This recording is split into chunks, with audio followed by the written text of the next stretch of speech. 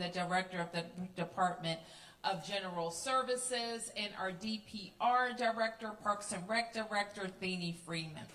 So you should know, and you can see that we are excited about this 1 week lead up to the start of school in Washington, D.C., which is August 25th, which is next Monday. Here's what we know. There's a lot happening for kids in our city, and they deserve a strong and joyful start to the school year. We have the best educators in the country in our teaching corps in DC Public Schools. Thank you, teachers. Let's hear for the teachers here at Stoddert. Give them a big round of applause.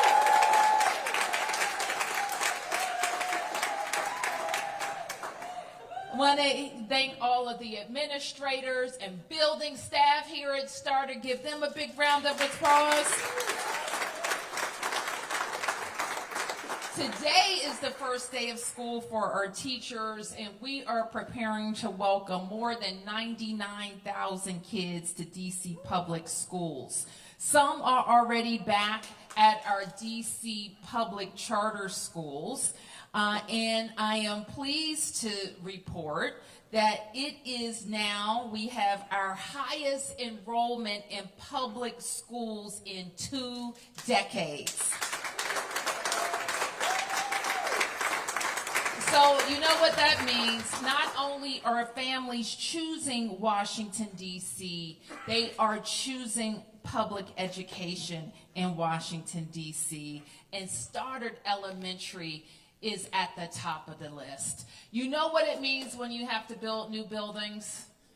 You have more kids, more teachers, more education, and more great things happening. Today, we are celebrating the addition of 10 new classrooms here at Stoddert, and as the principal mentioned, we will break ground on even more new space.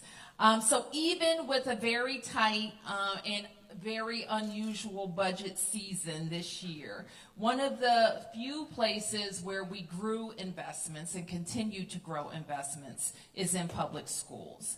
And that's because our investments in schools are working.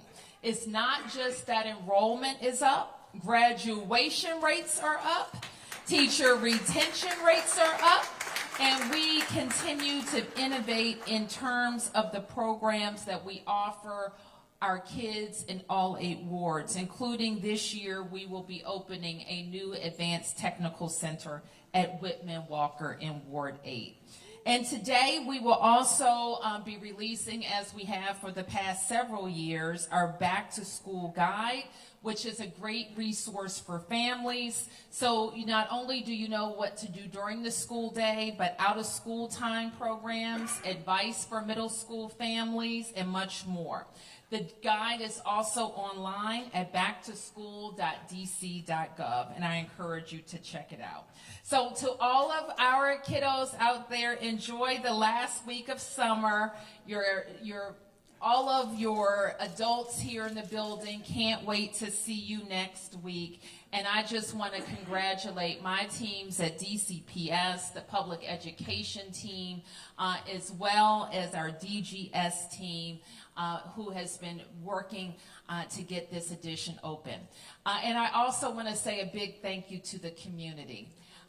This community has been very focused on what needs to happen here. And we want to thank you for that, because when we have community involvement, we deliver projects that work for the schools, the school community, but also the greater community. And I think that's exactly what has happened here at Stoddert. So congratulations, everybody. And I would now like to introduce your representatives on the council of the district, Council Member Matt Fruman.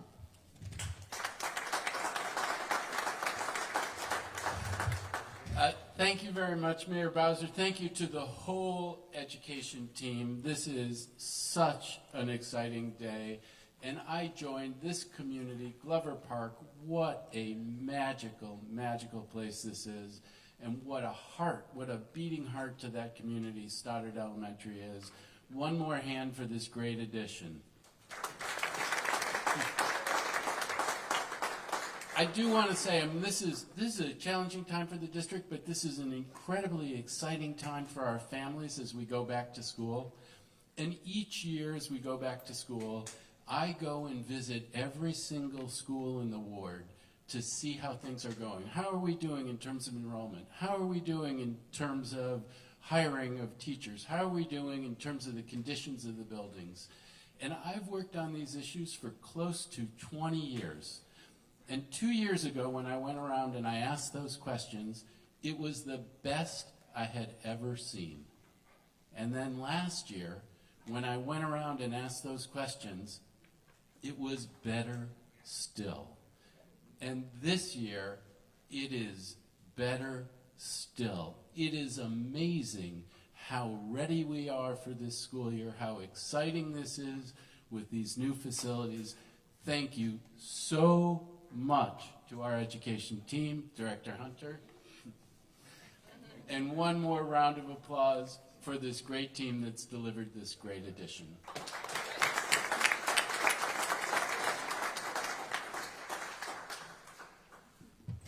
All right, thank you so much, Councilmember Frumas. That means we have to do even better next year.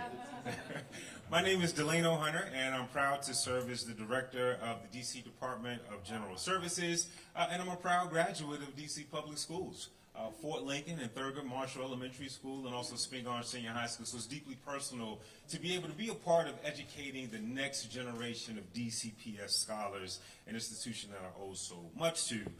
So I want to thank the team that helped make today possible. You've heard from our education partners and the work that they're doing. I just want to thank again Chancellor Farabee and his executive leadership team and his capital construction team. We want to thank the Principal Lutz, and the Stoddert community, including the school improvement team. I want to acknowledge my colleagues at DGS, the project manager, Tom Henderson. Also, I want to recognize Jenna Bellino and Aaron Foxworthy and John Stokes on a wonderful job. And the hardworking architects at Schimberg Levinas. Please raise your hand to be recognized.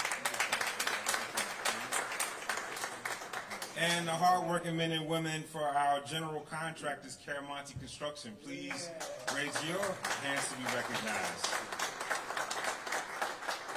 And every team needs a captain, and the captain of our team, the leader of our team, is Mayor Bowser. So we are appreciative of your continued investments here in the district. And I just want to give you just a sense of what we are celebrating today. This is part one of a two-step modernization, which totals $26.7 million project, or phase one of the expansion projects includes East End Classroom Addition, approximately 16,554 square feet. That includes 10 new classrooms, each designed with millwork, cubbies, sinks, and interactive presentation boards. The classrooms are also outfitted with modern furniture and technology in alignment with DCPS education specs. Also, we're proud of not just the work we did, but the way in which we went about. Certified business enterprise and small business construction participation exceeded 35% for this goal, actually clocking in right at about 39%. And nearly $6 million was contributed to CBEs on this project. And as the principal has mentioned, phase two of the project will entail a 7,200 square feet new cafeteria, which is expected to be completed just next summer, so don't go too far. And this is just one of many modernizations and projects this summer. So we'll have a busy few weeks. Started as just one school completed this summer. Just next week, we'll cut the ribbon on the brand new Oyster Adams Bilingual School, Truesdale Elementary School, then also we'll do a ribbon cutting for Burroughs, or groundbreaking for Burroughs Elementary. So stay tuned. With that being said, I am going to welcome to the podium Nigel Howie, a student here at Stoddert, and he's going to introduce Chancellor Farabee. Nigel?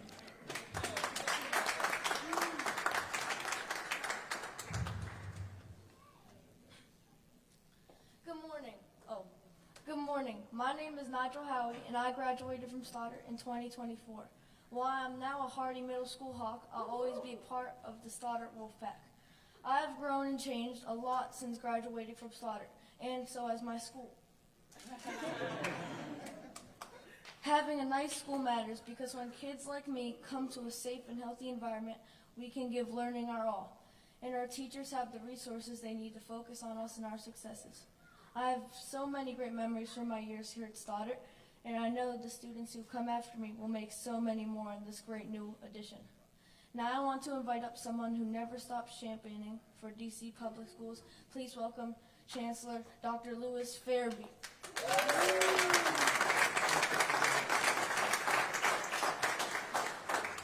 Thank you, Nigel. I appreciate that introduction. Let's give it up again for our student performers today and all of our presenters that were amazing. It's great to be here at the home of the Stoddert Wolves and our first ribbon cutting for school year 2025-26. Even though technically we got a few more days before we start the school year and our young people will have a few days of summer left. Mayor Bowser, thank you for your continued investments in our public schools, making sure that our modernizations and our additions are possible, and we continue to create great space for our students.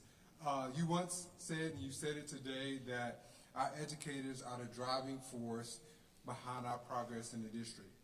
And I believe pairing great educators with modernized spaces that are world-class facilities is a combination that cannot be compared to any other, and is a great driver of why we continue to experience student achievement here in the district. Stoddert is just many of several modernizations. You heard that from Director Hunter. Thank you to you and your team, Director Hunter, for the great work that happened throughout the summer. Let's give him and his team another round of applause, please. We continue to get it right each year. I appreciate you acknowledging that work, Councilmember Fruman, as we have a great reputation of producing not only world-class facilities, but doing it in a very timely manner for our students and staff. For those of you that are history buffs, I got a little bit of history for you today. This is one of the first for this school year, but it also is not the first for Stoddert. Stoddert was the first school to receive the U.S. Department of Education's Green Ribbon Award for its commitment to environmental efficiency and student health and wellness. So let's again give it up to the Stoddert community. Now, I know they're not done with being the first, because we might have among us the first astronaut from Stoddert to go into the space in their next chapter. And because of the amazing civics education we have here, Mayor, we might have the first mayor of DC here at Stoddert as well. But we know the possibilities, or the governor, I'm sorry, the governor of the district. But you know, the possibilities here are endless because of the great team here. The staff is amazing, phenomenal principal. Let's give Principal Lutz and her team another round of applause. Really grateful to all of our educators, the educators here in the nation's capital that continue to provide engaging and great instruction for our students, and also to my colleagues on the education team, Deputy Mayor Khan, Dr. Mitchell. Thank you again for your work in supporting DC Public Schools, and again, Councilman Fruman, thank you for your leadership here in this particular ward. Now it's my pleasure to take us through what we've come here before, is the ribbon cutting. So join us as we cut the ribbon, and again, excited to start school on Monday, August 25th. Thank you.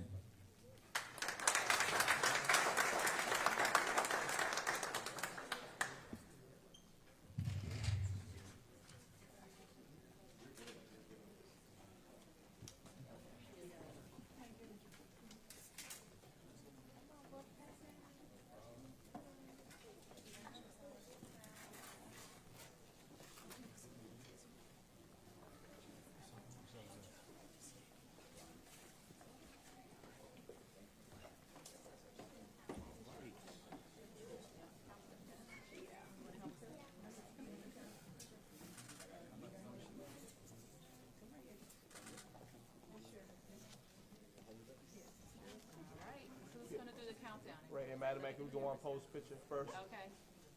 Ready, smile. Everyone right here, middle. And then we're going to count down. Okay. 5, 4, 3, 2, 1.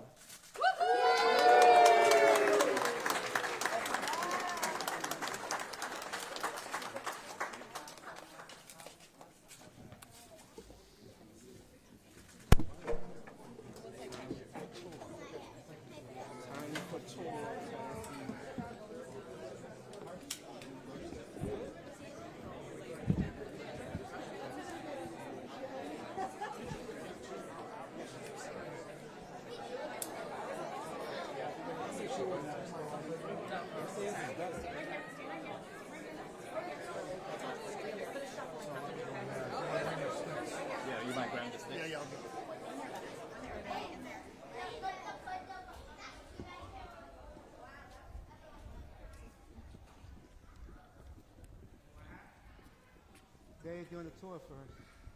But I'm gonna check the microphones. Particularly whenever you call the cameras here in place as well.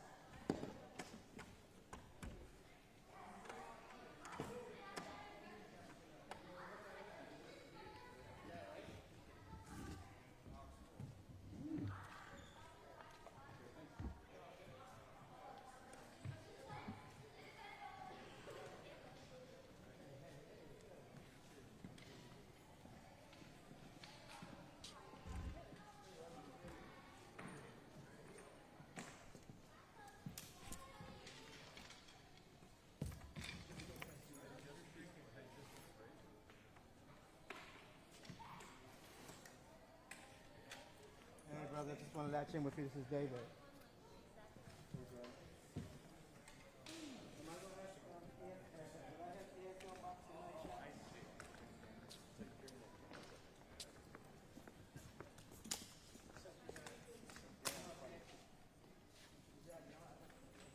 You guys ready for a quick mic check? Give him a preliminary mic check.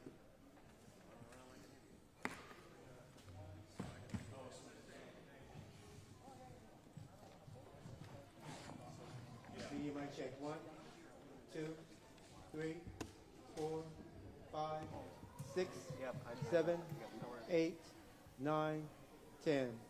10, 9. Everybody's good? Thumbs up?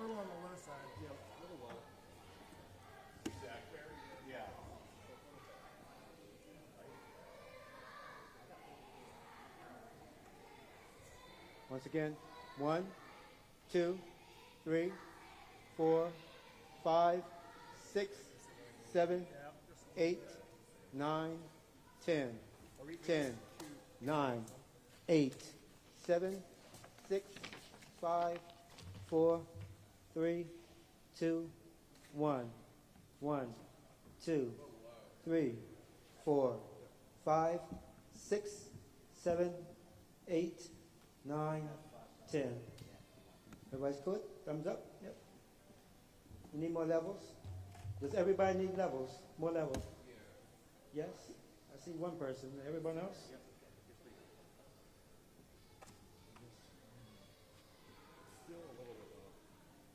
Just touch the output for us, please. Yeah?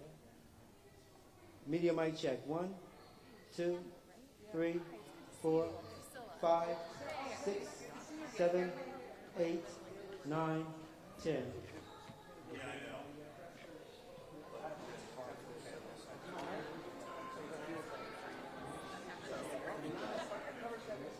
Just wait a year or two. Copy.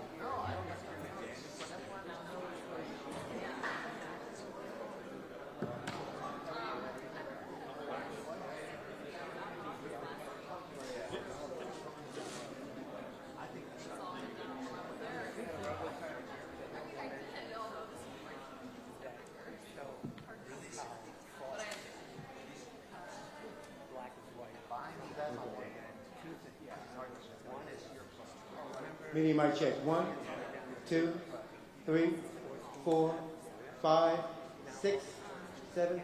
Better, yeah?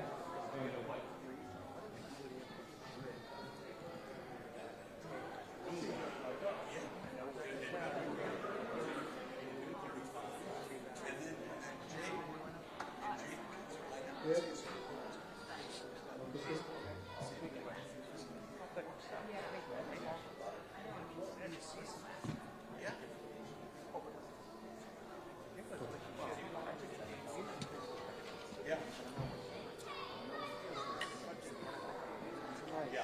Painted by numbers?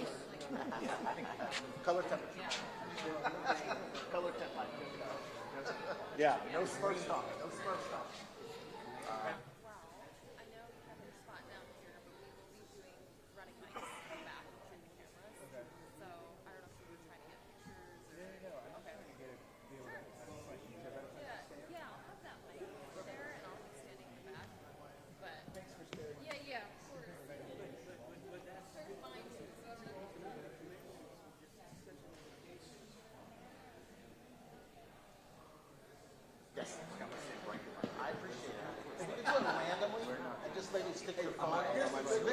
she says. Here's the good news. The larger contours.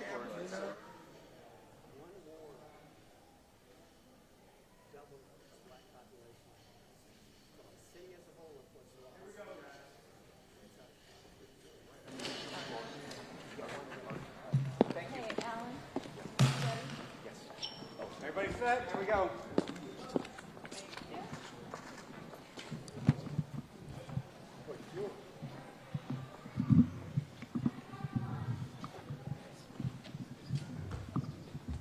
Good morning, everybody. I'm Muriel Bowser. I'm the mayor of Washington, D.C., and we are at beautiful Stoddert Elementary School in Washington, celebrating the start of school. Our teachers reported to work today. Our students report to class on the Monday, August 25th. So boys and girls, you have one more week, and then we'll see you at school. I have time for a few questions. Yes, please introduce yourself. Yep. Can you tell us how you feel about the additional National Guard troops coming from other states, West Virginia, South Carolina, Ohio? Do you feel that this has kind of usurped your authority even more, given the president's federalization efforts? We don't have any authority over the D.C. Guard or any other guards, but I think it is kind of makes the point that this is not about D.C. crime. Any other questions? Yep. Sam P.K. Collins, Washington Informer. Some pretty damning video came out this weekend. An organizer with Harry's Wildest Dreams detained by Metro Police. Given that school is coming up, what guarantee do you have to parents that their children will be safe in their interactions with police officers coming to and from school? Well, we, as you know, rely on our metro system as our school transportation system. Also know that all of our children have a Kids Ride Free card. And so they have access to use the metro to get to and from school and to their after-school activities. So there should be no reason for a child to have a negative experience with Metro Transit or any other police related to fare evasion. And we continue to expect our children to behave in a good way, in a lawful way, and get to school and be ready to learn. We will, and I've reviewed those reports, and I'll continue to review them with MPD to see if there's something we need to follow up on. I'm sorry? If I may follow up. Sure. All that notwithstanding, what guarantee do you have that MPD and law enforcement under your jurisdiction will do their job in just standing within the bounds of the law as it relates to their engagement with young people? How we interact with our police officers hasn't changed. They're always expected to follow the law and engage in constitutional policing. Our residents continue to have the safeguards that we have in place in our law and our protocols, including body-worn camera, including the ability to make complaints to the police complaints board. So no one is going to sit up here and guarantee that anything. What I can guarantee is that we have a framework of laws and protocols that support constitutional policing. Yes. Thank you, Mayor. Jenny Gathright with the Washington Post. There's been video of ICE arrests, spreading all across social media, particularly one at 14th and R Northwest over the weekend, where ICE agents tackled a delivery driver and took him into custody.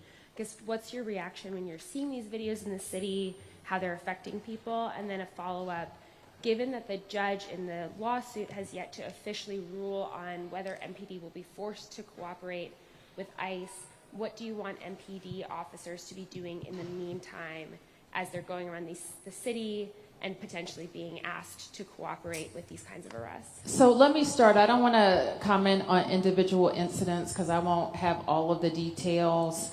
I will say this, however, the focus should be on violent crime, and that's what has been promoted, that we're focusing on violent criminals and violent offenders and violence. And nobody is against focusing on driving down any level of violence. And so if this is really about immigration enforcement, I think the administration should make that plain. Yep. Sorry. you've talked a lot about how one of your goals is just steering the city to the other side of this administration with its home rule intact. Given the current situation, do you think the city's home rule is at risk, and how are you reflecting on this moment as it sort of seems like it's some of your concerns or potential concerns about this administration are starting to be realized? I don't think my concerns are not new, all right? And I think anybody who has followed the rhetoric from the campaign throughout these attacks and the rhetoric around them is not new. Yep. Marielle Carbone with DC News Now. I'm just wondering if you've had any conversations over the last week with your federal partners just about agents identifying themselves, having their faces covered. It's a concern we're hearing and seeing out on the streets. We have. I think I mentioned that last week about being very important to us that agents be identified. I did ask the chief to have further conversation about these masks. There's no reason for a law enforcement official to be masked. Did she get any response on that? I've asked her to talk to it. I will continue to have to follow up. Brad Bell with Channel 7. Couple questions. Yeah. Some messaging coming from the administration, the White House today, saying that D.C. is being made safer, and they put out some arrest numbers and numbers of guns being seized. How would you characterize this operation? Has it made D.C. safer? MPD takes guns off the street every day and every week. And any time you have a surge of officers, I would expect that you have some results. I say repeatedly, we need 500 more officers in D.C. With 500 more officers, get 500 more officers worth of results. And so what is not necessary, however, is this kind of commandeering of the attempted commandeering of the force itself, and the expanded, I think, work that is not related to violence. Okay. So additionally, with this, the takeover, what coordination is there? There's this Terry Cole out there. Let me correct you. There is no takeover. What there is a surge in federal law enforcement. And that surge in federal law enforcement necessarily has to coordinate with the Metropolitan Police Department under the leadership of Pamela Smith, the Chief of Police. Are they coordinating to your satisfaction? I think there's going to be work to be done, for sure. But, you know, there's work to be done. Yes. We've heard that to these soldiers That's a question for the Department of the Army. Well, you must be concerned about that since they're not trained in law enforcement. They can't do law enforcement as far as I know. So that's got to be concerning to you that if they're armed. That is not what I have been advised, and unless their orders have somehow changed, I don't know that they can engage in arrest. Yes. If I can follow up. Yes, sure. Is there any coordination between your office and the White House, Pam Bondi, Kash Patel? Yes. But are you getting the answers to your questions, or is it not as clear as you would like it? I think we're 7 or 8 days into this situation, and it evolves. What does that mean? It means just what I said. It's evolving, or it evolves? I'm not going to get into the difference in suffixes. Mayor Bowser. Yes, it's changed from day to day. Let me put it that way. Good or bad? Hold on, excuse me. Sort of on that note, on last Monday, you'd come out and said that while this was unsettling, that potentially this could be a productive partnership with law enforcement over 30 days. Has your approach or your strategy in dealing with the administration changed since that time in terms of whether this could be productive, or are there more concerns? And are there specific things you're watching that could present a risk to the D.C. community that would change that strategy further? Well, let me just put it to you this way.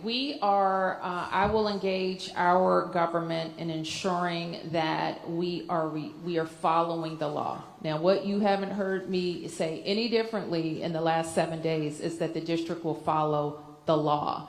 When there have been changes or attempts to change that was outside of the law, that's why we challenged those changes in court.